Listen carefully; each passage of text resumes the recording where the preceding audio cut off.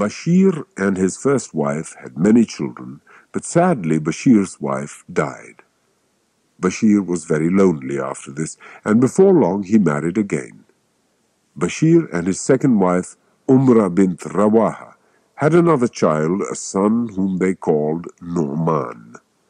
Bashir was very happy with his wife and all his children, for they made a close and loving family. Little Nu'man was of course very much younger than his half-brothers and sisters, and these other children were quite grown up when Nu'man was still a small boy. One day, Nu'man's mother, bint Rawaha, said to Bashir, "Dear husband, all our older children are grown up. They are adults now and are able to look after themselves, but Nu'man is still a child, and he needs our close care and attention. Do you not think it would be a great help to Nu'man if you were to give him some gift?"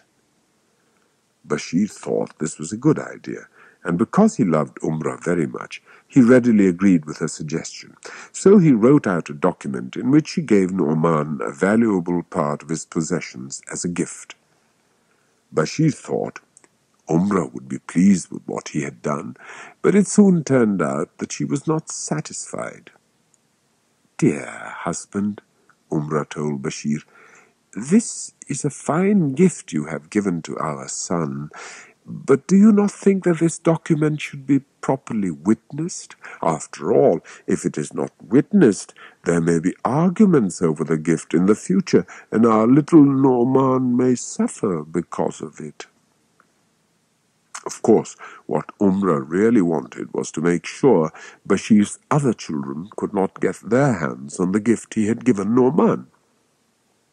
But she did not say so. Instead, she suggested that Bashir take the document to the blessed Prophet.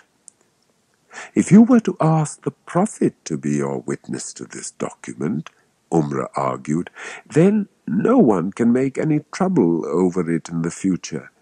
I shall not be happy and satisfied unless you do so," told her husband firmly. Bashir wanted to please his wife and did not like the idea of her being unhappy, so he went to the blessed Prophet, as had suggested. "I wish to give a gift to my son Nu'man," Bashir told the blessed Prophet, "and my wife has said I should come to you. She would like you to witness this gift, so that it will be secure in Nu'man's possession." The blessed Prophet looked very hard at Bashir for a few moments. Bashir was a good husband and a good father, but perhaps he was not very clever and had not thought sufficiently about what he was doing. "Do you have other children besides Nu'man?" the blessed Prophet asked Bashir. "Why, yes," Bashir replied. "I have several other sons and also many daughters." "Are you giving a similar gift to each of these other children of yours?" the blessed Prophet wanted to know. Bashir gave a rather apologetic smile. No,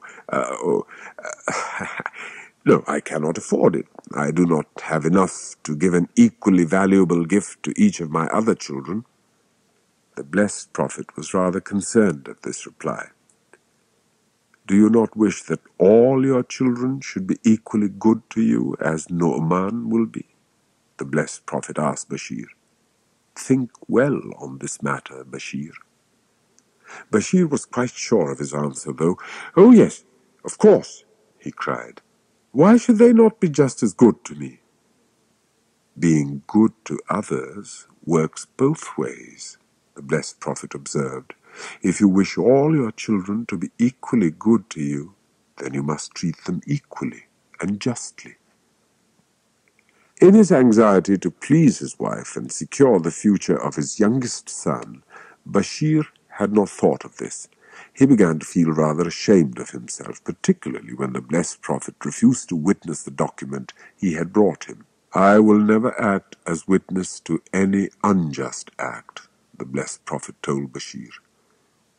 "This document of yours contains an unjust act. Maybe you can find someone else to act as a witness, but I will never do so unless you alter it and make it fair and equitable to all your children, not just one of them. Will you go and take back your gift?"